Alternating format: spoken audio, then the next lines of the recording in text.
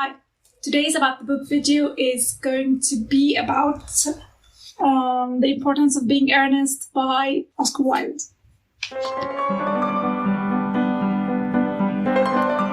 A lot of times someone will tell me that they want to read classics, but they just don't know where to start.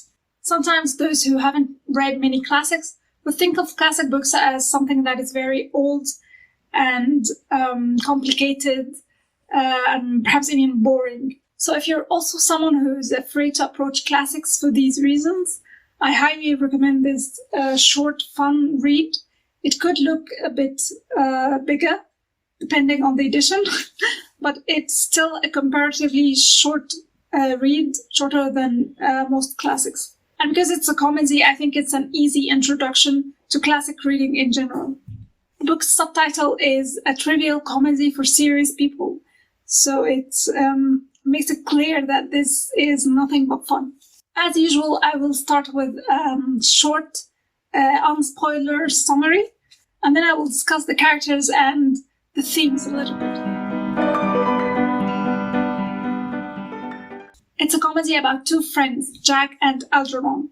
Jack is the legal guardian of a young woman called Cicely, who lives in the country.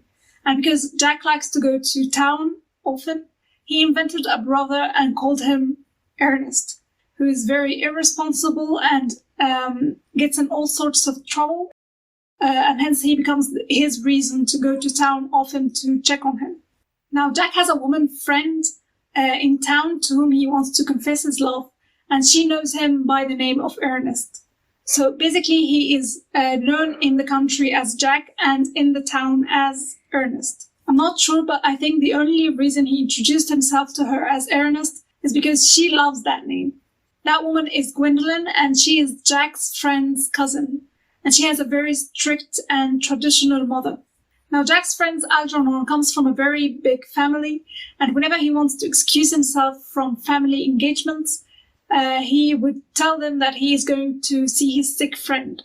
Algernon accidentally finds out about Jack's lie, and that he's the legal guardian of a beautiful young woman named Cicely, and so he becomes very interested to go and meet Cicely. And he actually does that behind his friend's back. He goes to Cicely and introduces himself to her as Ernest, Jack's irresponsible brother. As the events of the story unfold, everyone will go to the country where Cicely lives. And of course, you can imagine the amount of comedy that will come out of the misunderstandings that will happen because of the lies of Jack and Algernon. This play is a satire of the Victorian society and ways of living. It mocks the hypocrisy and the artificial way of life in the upper class. The title, The Importance of Being Earnest, serves as an ironic commentary on the values of honesty in social life.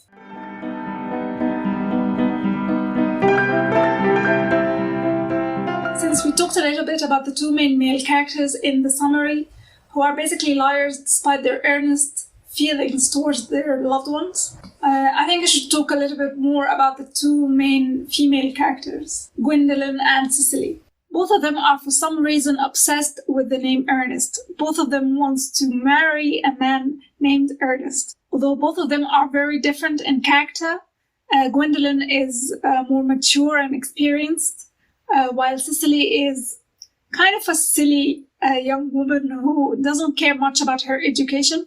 She's very simple. She leads a very simple country life, and all she wants to do is to write in her diary and take care of her flower garden. But she's very opinionated and has a very strong character. Both her and Gwendolyn like each other from the moment they meet. They believe they are going to be very good friends. They like each other's company, but of course, when they discover that they are in love and betrothed to seemingly the same man named Earnest, a brief fallout happened between them.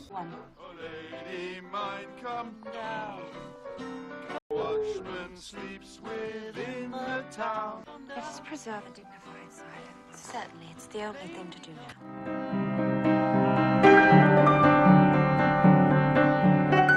Despite the seemingly strict rules of morality, there are always those who disregard all of that, which is exactly what makes the title of this play very ironic. It's a story about two men who are not earnest even though they are expected to be earnest in every way. Earnestness here refers to the quality of being serious and the quality of being sincere. The two main male characters, of course, are not very serious, of course, because it's a comedy. Even though they seem sincere about their feelings for Gwendolyn and Cicely, we're not quite sure because they easily resort to lying, and to get out of the troubles caused by their lying, they are likely to tell more lies.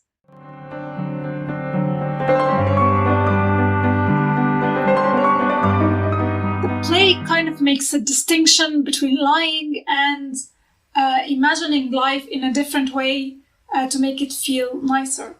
For example, we see Cicely inventing stories in her mind about the relationship she hopes for with Ernest. She imagines that he sent her letters and proposed to her, and they even broke up at some point. And all of that happened before she even met him.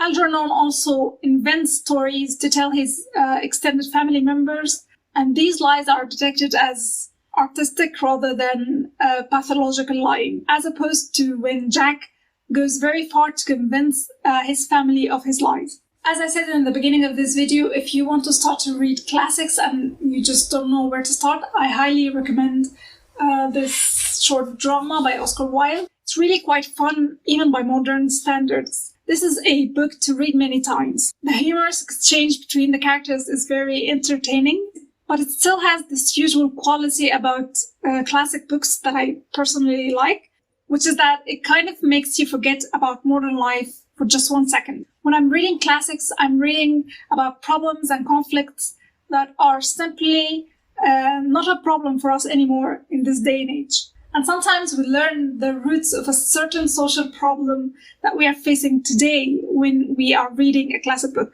There are so many quotable quotes in this very short read. Some of them are hilariously true, and some can open a lot of subjects for arguing. Either way, whether you agree with the statements that are stated here as facts or not, I don't see anybody regretting reading this book.